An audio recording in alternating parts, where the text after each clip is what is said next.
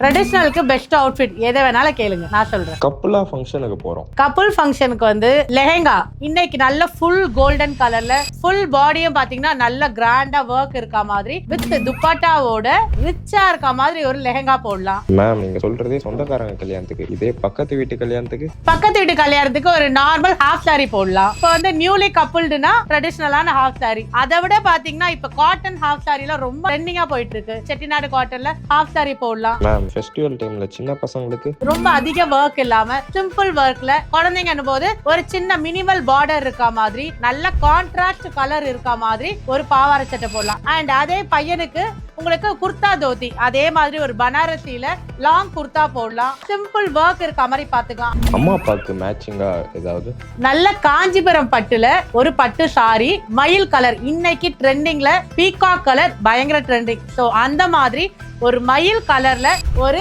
Green colour border ஒரு new combination இப்ப வந்து பயங்கரமா வந்து ட்ரெண்டிங் ஆயிட்டு இருக்கு. அப்பாக்கு அதுக்கு மேட்ச் பண்ற மாதிரி ஒரு லைட் ஷேட்ல ஒரு பட்டு வேஷ்டி சட்டை போட்டா ரொம்ப அழகா இருக்கும்.